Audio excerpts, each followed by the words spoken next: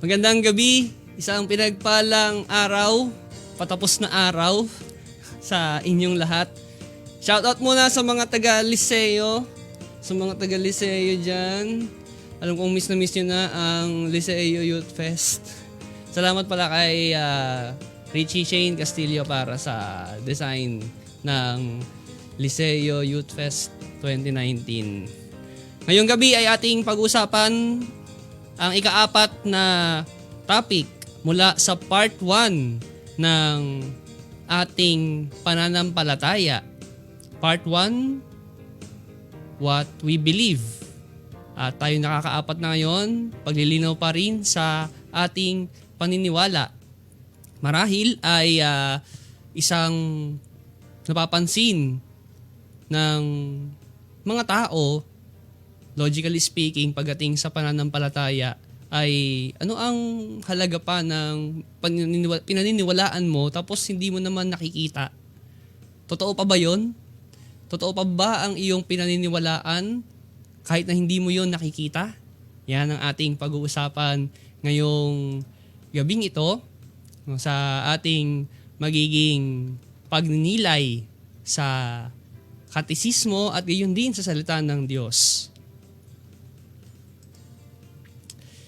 Humans respond to God. Ang tao ay tumutugon sa Diyos. And believing is, yan ang ating aalamin sa mga susunod na minuto ng gabing ito. Tayo ay mag-aaral patungkol sa Youth Catechism, numbers 20, 21, and 22.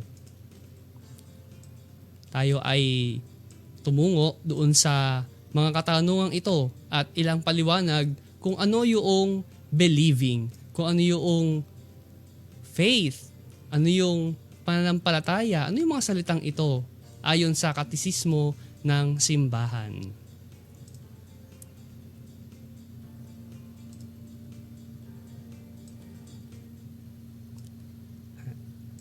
Question number 20.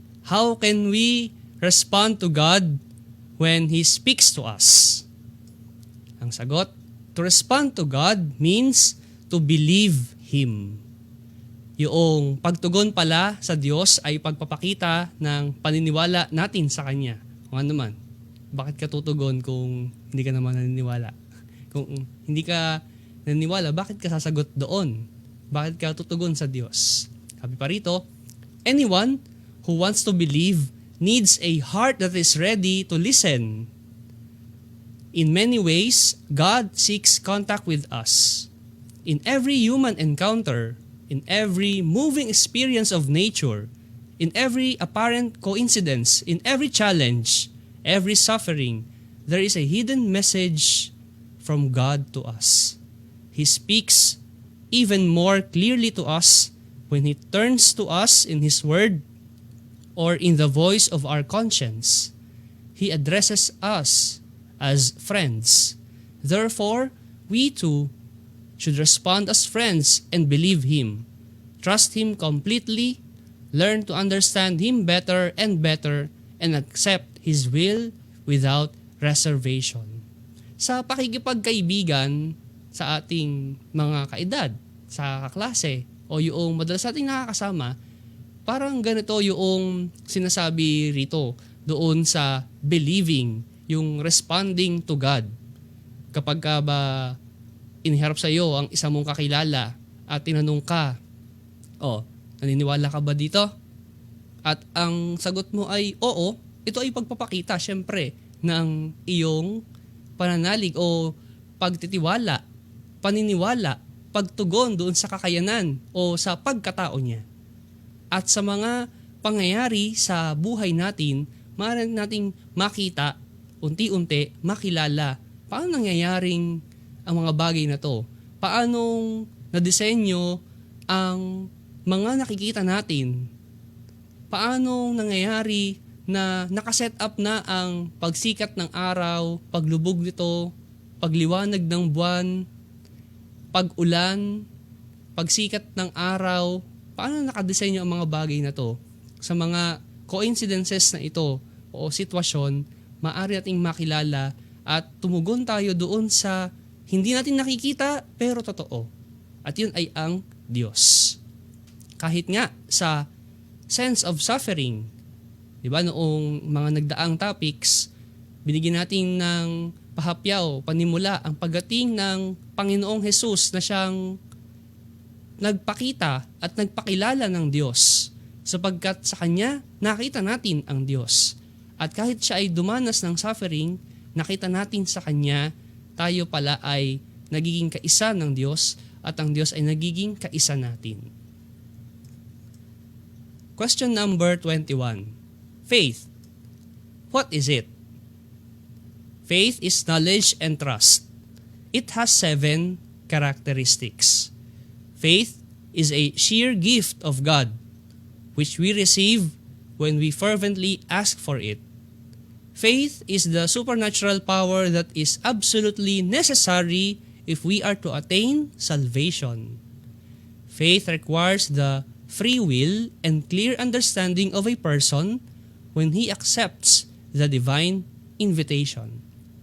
Faith is absolutely certain because Jesus guarantees it. Faith is incomplete unless it leads to active love. Faith grows when we listen more and more carefully to God's Word and enter a lively exchange with Him in prayer. At panghuli, faith gives us even now a foretaste of the joy of heaven. Sinasabi rito, sa kabuuan nito, ang faith, walang iba, sheer gift, walang iba kundi regalo mula sa Diyos. Ito ay isang kailangan para maranasan natin yung kaligtasan. At ito ay naging sigurado sa pamamagitan siyempre ng turo at pagsasabuhay nito ng ating Panginoong Hesus, na ang kanyang buhay ay naging halimbawa ng pananampalataya.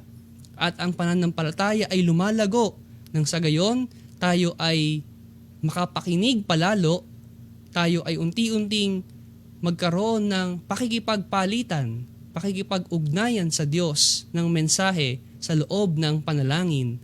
At nang sa gayon, yung pananampalataya ay nagiging patikim ng kaligayahan na naroon sa hinaharap sa kalangitan. Many people say that to believe is not enough for them.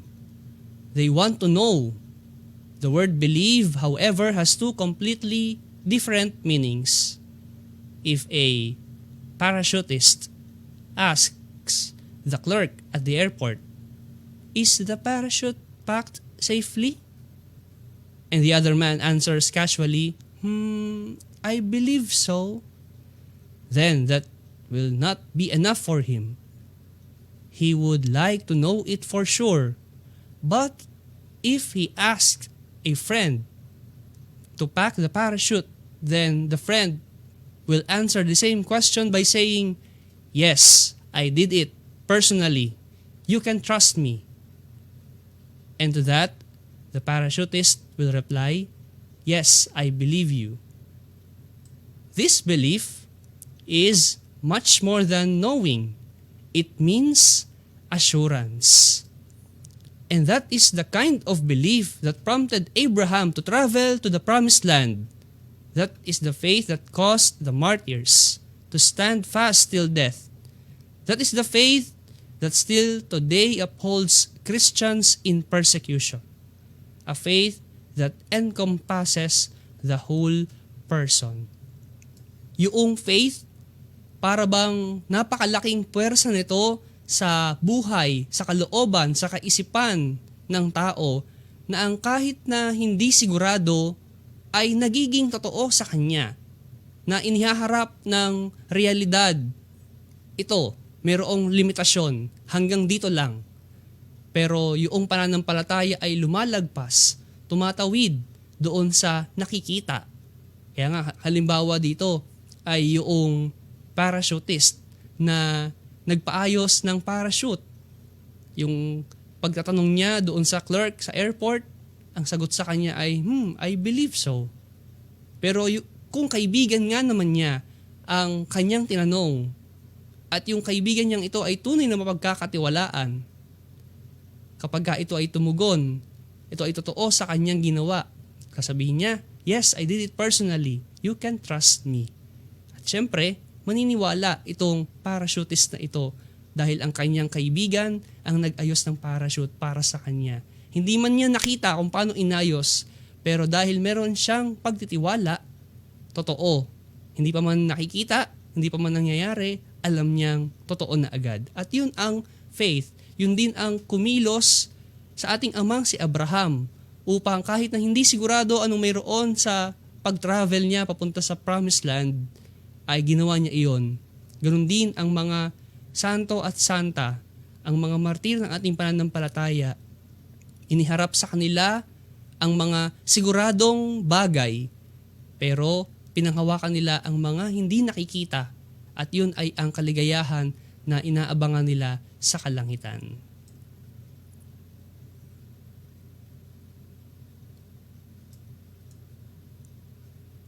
Last question. Question number 22. How does one go about believing? Someone who believes is seeking a personal union with God and is ready to believe God in everything that He shows or reveals about Himself. Yung naniniwala ay naghahanap din ito noong kaisahan dun sa kanyang pinaniniwalaan. At kung tayong mga mananampalataya sa Diyos, hinahanap natin sa ating pananampalataya, syempre, ang ugnayan natin sa Diyos at ang ugnayan ng Diyos sa atin. Kaya sa mga karanasan, napapatanong tayo, narito ba ang Diyos? Bakit hinahayaan ng Diyos na mangyari ito? Ito'y mga part ng process noong pananampalataya natin. Proseso ng paniniwala pa natin, pagtuloy sa mga bagay na hindi naman tayo sigurado. At the beginning of faith, there is often an emotional disturbance or uneasiness. Parang ang hirap simulan na maniwala sa hindi mo nakikita. The person senses that the visible world and the normal course of things cannot be all there is. He feels touched by a mystery and follows the traces that point to the existence of God and gradually finds the confidence to speak to God and finally to unite himself to Him in freedom. In John's Gospel, ito'y naibigay na natin, it says, no one has ever seen God. The only begotten Son, who is in the bosom of the Father, He has made Him known.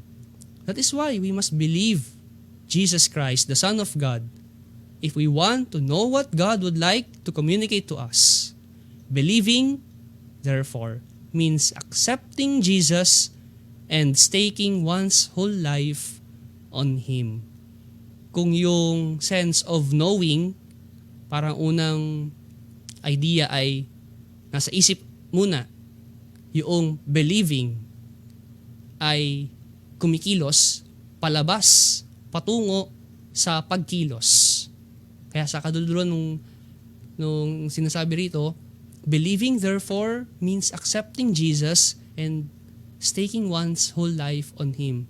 Yung iniisip ay napunta na sa action. At yung pinaniniwalaan ay isinasabuhay. Yung pananalig ay nagiging totoo sa ating mga ginagawa. May isang quotation tayo mula kay Ludwig Wittgenstein. Medyo mahirap i-pronounce yung kanyang pangalan. Isa siyang Austrian philosopher. Sabi rito, to believe in a God means to realize that the facts of the world are not the whole story. To believe in God means to realize that life has a meaning. Mula naman kay Pope Benedict XVI ulit, what we believe is important, but even more important is the one in whom we believe. Ito'y ayon sa karanasan natin pwede palang mapunta mula sa nakikita patungo sa mga hindi nakikita. Yung facts of the world ay tumutungo doon sa pinaniwalaan nating hindi nakikita at lumikha o pinanggalingan ng lahat. Walang iba kundi ang Diyos.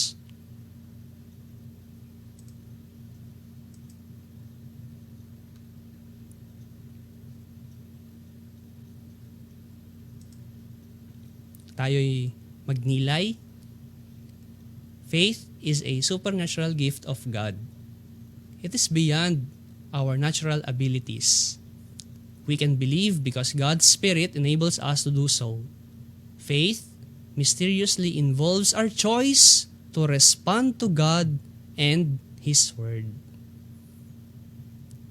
Ang pananampalataya ay isang regalo at ito ay hindi lamang nakabase sa ating sariling kakayanan, kundi ito ay nanggagaling sa Diyos. Kaya nga ito ay isang regalo at ang Espiritu Santo ang mas nagpapatibay nito sa atin. Tamang-tama, tayo ay nagdiwang na ng linggo ng Pentecostes at isa sa mga kaloob at talagang regalo ng Diyos ay ang kaalaman at tumutungo ito sa karunungan at kaligayahan, kapayapaan. Ito yung mga bagay na pinagkakaloob sa atin ng Diyos, kaalinsabay ng ating pananampalataya. At kasabay nun, parang may pagka-misteryoso, nandoon yung pagpili natin na tumugon sa Kanya at makinig sa Kanyang salita.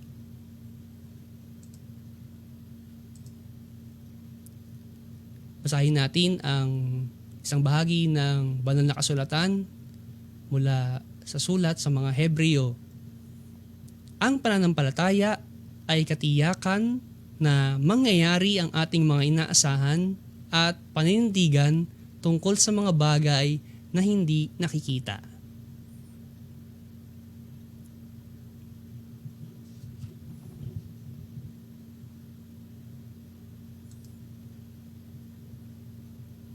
Bilang hamon, think and pray.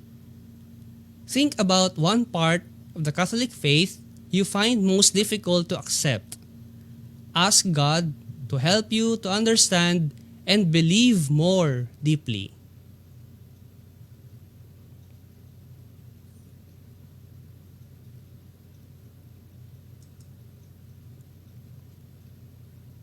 Panghuli, learn.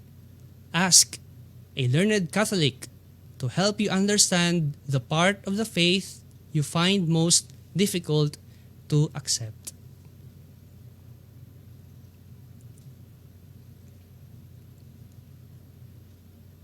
Sa mga susunod na topics natin, lalo tigit matapos ang ika-6 na topic, tayo ay mag-iipon, tayo ay magtatanong o kaya ay kayo naman, kayong mga nakakapanood ay maaring mag-type na o kaya ay makaisip sa mga susunod na araw ng inyong mga katanungan.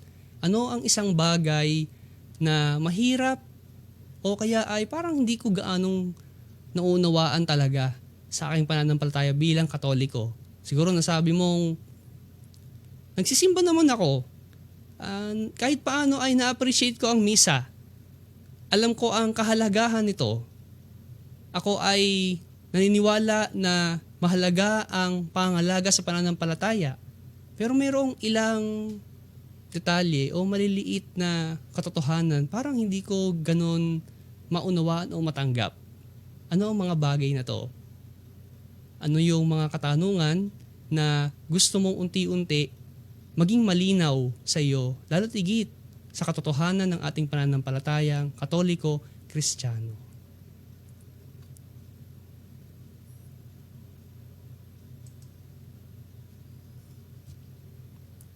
Ito ang nilalaman ng ating ika-4 na topic, believing. Hana ay nadagdagan na pag-connect natin ang mga salita na tumutukoy pala sa ating paniniwala o pananampalataya At ito sa kabuuan ang ating paraan ng pagtugon sa Diyos.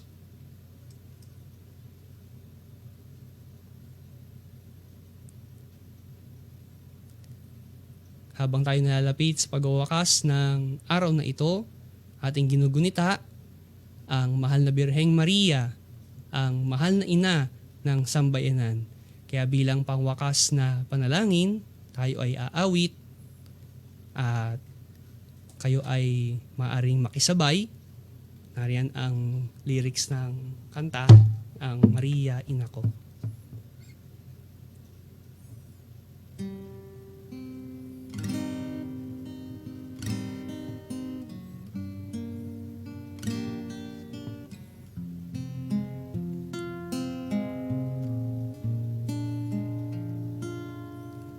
Sa aking paglalakbay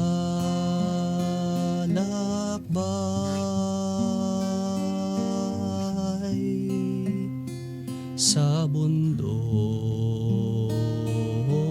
ng buhay,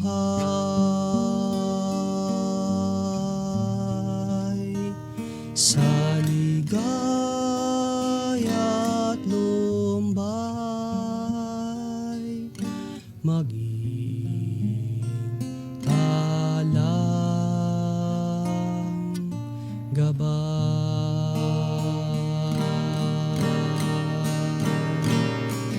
Maria, ina ko, ako rin anak mo, kay Kristong kuya ko, akayin mo ako, kay Kristong kuya ko,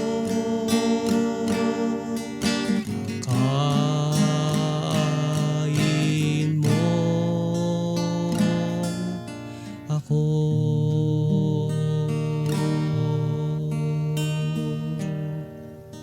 Maging aking tulay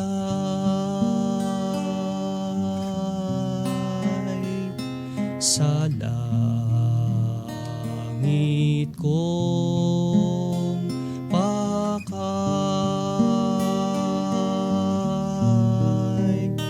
sa bingit ng hukay,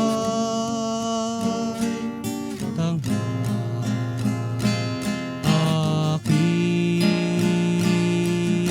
kamay.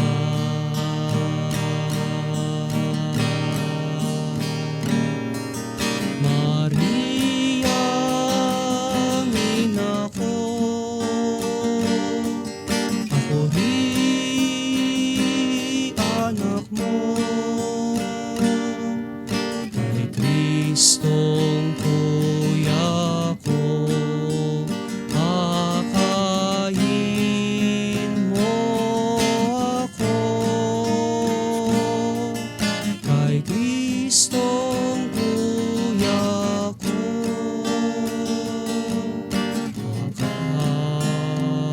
akayin mo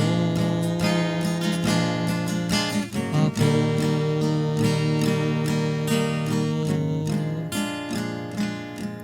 Sabihin sa kanya,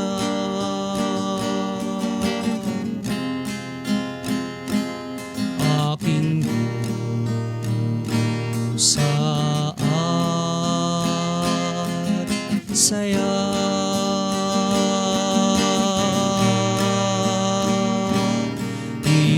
ibulong sa kanya,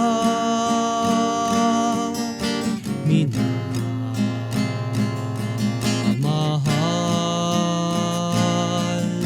ko siya.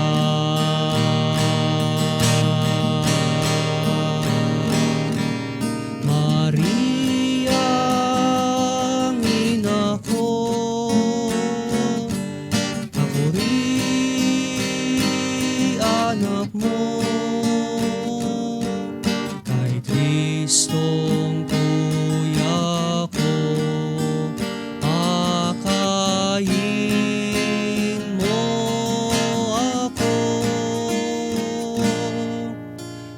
Kristong kuya ko.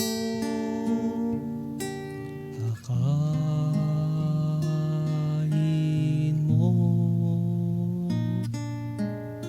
ako.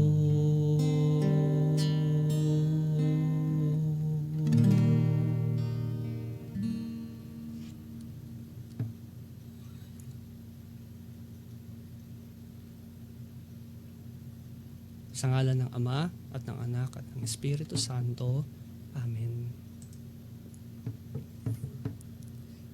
The thoughts are now being taught. Let us share it with our peers. Have a blessed night.